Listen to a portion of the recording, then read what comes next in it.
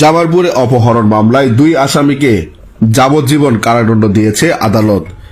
জামালপুরের রিকশাচালক মজনু মিয়া অপহরণ মামলার 13 বছর পর আসামিকে যাবজ্জীবন কারাদণ্ড ও প্রত্যেককে 1 লক্ষ টাকা অর্থদণ্ড দিয়েছে আদালত।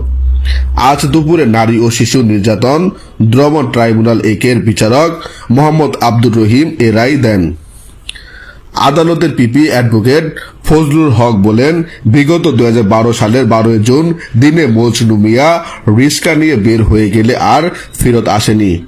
খোঁজাখুঁজির এক পর্যায়ে অপরিচিত নাম্বার হতে ফোন করে তার ছেলেকে অপহরণ করা হয়েছে বলে জানায় এবং 50,000 টাকা মুক্তিপণ দাবি করে। এই ঘটনায় 17 জুন তার বাবা খালেদ মিয়া বাদী হয়ে ইসলামপুর থানায় অজ্ঞাতনামা আসামি করে মামলা দায়ের করে। পরে পুলিশ তদন্তপূর্বক আসামি সেলিম ইসলাম ও সুহেলকে সম্পৃক্ত থাকার সত্যতা পায়। এই ঘটনায় আদালত আসামি সেলিম ইসলামের উপস্থিতিতে প্রত্যেককে যাবজ্জীবন কারাদণ্ড এবং 1 লক্ষ টাকা করে অর্থদণ্ড করেছে আদালত। আসামি সুহেল মিয়া পলাতক রয়েছে। দণ্ডিত আসামি সেলিম ইসলামের বাড়ি দিনাজপুর জেলার বীরগঞ্জের দস্তিপাড়া এবং সুহেল ইসলামের বাড়ি ইসলামপুর উপজেলার চন্দনপুর গ্রামে।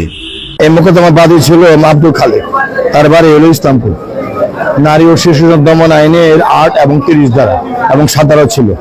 তার পুত্র মজনু বেগমকে অপহরণ করে নিয়ে গেছে, অপহরণ করে নিয়ে যায় মুক্তিপণ দাবি করছে। মুক্তিপণ দাবি করে তাদেরকে আটক করে রাখে। আটক করে রাখার পর তদন্তকারী কর্মকর্তা পরবর্তী সময়ে তদন্ত করে ঘটনার সত্যতা পায়। সত্যতার মধ্যে আসামি রুবেল, সেলিম এবং সুহেলের নাম অন্তর্ভুক্ত করা হয়। আসামি রুবেল মারা গেছে, তো আসামি পুলিশজন ধৃত করে তখন দেখা যায় রুবেল 164 করে ওই 64 আসামি রুবেল সমস্ত বিষয় স্বীকার করে।